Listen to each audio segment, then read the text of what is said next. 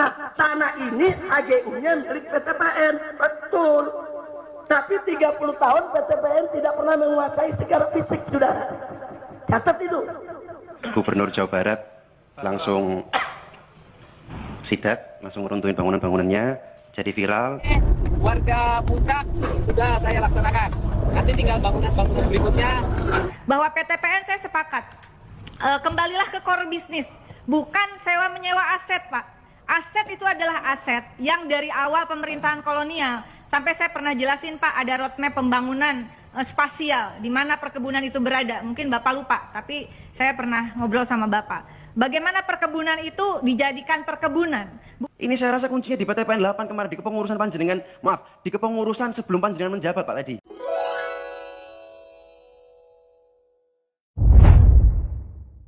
Assalamualaikum warahmatullahi wabarakatuh. Sampurasun. Masihkah Habib Rizik berani melawan Kang Deddy Mulyadi ya?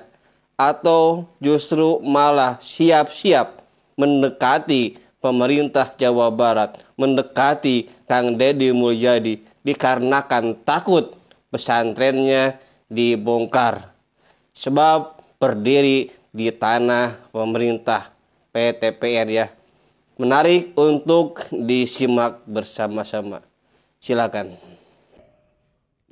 FPI dan PTPN pernah terlibat sengketa tanah terkait pondok pesantren Markaz Syariah, sehingga PTPN melayangkan somasi kepada FPI untuk mengembalikan tanah yang diduduki, yakni pesantren Habib Rizik harus dikosongkan. Dan sekarang masalah itu mencuat lagi, dan viral pesantren Habib Rizik akan dibongkar. Isu itu heboh setelah viralnya Deddy Mulyadi membongkar bangunan-bangunan liar. Di sisi lain, melihat masalah somasinya PTPN kepada Habib Rizik yang meminta Habib Rizik harus mengosongkan pesantrennya, FPI langsung membantah somasi tersebut dengan alasan error prematur.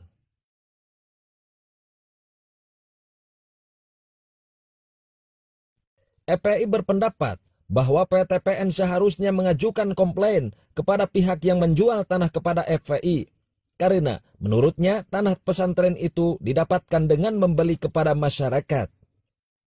FPI juga berpendapat bahwa lahan tersebut sebelumnya merupakan tanah kosong atau terlantar yang dikuasai oleh masyarakat selama lebih dari 25 tahun. FPI berpendapat bahwa HGU PTPN 8 atas lahan tersebut telah dibatalkan oleh putusan Mahkamah Agung. FPI juga menegaskan bahwa tidak akan menyerahkan lahan tempat pondok pesantren sebelum ada putusan pengadilan. Dan jawaban itu pun telah diserahkan kepada PTPN 28/2020. Melihat Deddy Mulyadi yang tegas membongkar bangunan-bangunan liar, akhirnya masalah Habib Rizik ikut viral karena pesantren Habib Rizik ada kaitannya dengan PTPN, sehingga viral pesantren Habib Rizik dibongkar. Mengenai polemik pesantren Habib Rizik yang dibangun di tanah PTPN, Habib Rizik telah lebih dulu menegaskan kalau dirinya telah membeli tanah tersebut dari masyarakat. Saudara, jadi ini kami beli.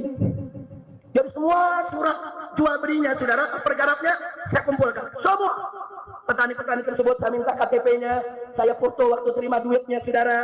Enggak sampai di situ, bahkan surat setelah beli saya lapor ke camat. Habis lapor ke camat, saya lapor ke bupati. Waktu itu masih Pak Rahmat Yasin menjadi bupatinya, saudara. Setelah bupati, saya lapor ke gubernur, saudara. Gubernur bikin rekomendasi, saudara. Sementara itu, kuasa hukum FPI Munarman juga telah mengklaim saat jual beli aparat pemerintah ikut serta menjadi saksi mulai dari kepala desa hingga gubernur.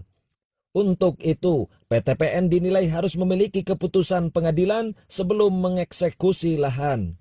Karena pihak pesantren dengan diketahui semua aparat, dari mulai kepala desa hingga gubernur, membeli tanah tersebut dari pihak lain yang mengaku dan menerangkan tanah tersebut miliknya.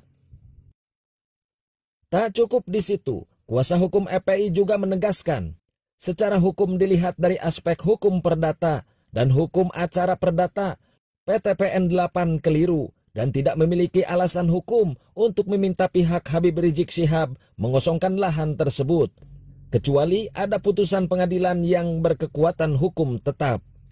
Artinya, isu pengosongan pesantren Habib Rizik telah ada dari dulu dan hari ini pesantrennya masih berdiri karena berdirinya pesantren tersebut di atas lahan yang sudah dibeli, bahkan diketahui pemerintah mulai dari kepala desa hingga gubernur. Seperti yang pernah dijelaskan Habib Rizik Syihab. Jadi ini kami beli. Jadi semua surat jual belinya saudara, pergarapnya saya kumpulkan. Semua petani-petani tersebut saya minta KTP-nya, saya foto waktu terima duitnya saudara. Enggak sampai di situ, bahkan surat setelah beli saya lapor ke camat. Habis lapor ke camat, saya lapor ke bupati. Waktu itu masih Pak Rahmat Yasin yang jadi bupatinya saudara. Setelah bupati, saya lapor ke gubernur. Saudara, gubernur bikin rekomendasi, saudara. Sementara itu, kuasa hukum FPI Munarman menegaskan, lahan yang sebelumnya kosong tersebut telah dikelola selama 25 tahun oleh warga. Habib Rizik lalu membelinya dari warga yang telah dianggap sah memiliki hak atas pengelolaan lahan itu karena sudah lebih dari 25 tahun mengelola lahan yang dinilai ditelantarkan PTPN. Oleh sebab itulah, pesantren Habib Rizik Syihab disomasi PTPN pada tahun 2020 hingga sekarang masih berdiri tegak. Namun, saat gubernur sekarang Deddy Mulyadi yang akan membongkar bangunan liar. Akankah terbongkar?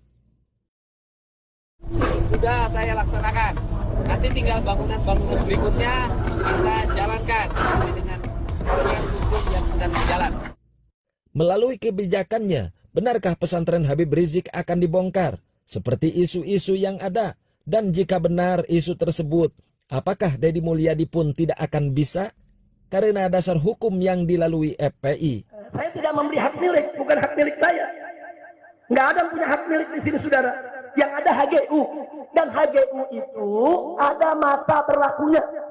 Setiap 20 atau 25 tahun wajib diperpanjang. Nanti pada saat mau diperpanjang kita lapor. Ini bukan lagi saudara milik daripada PTPN. Nah ini yang perlu saya sampaikan. Jadi jangan dipikir petani rakyat di bawah nggak ngerti undang-undang. Seenaknya merampas tanah, seenaknya menyebar fitnah. Tunggu dulu, saudara. Selanjutnya kita akan ikuti terus perkembangan masalah ini.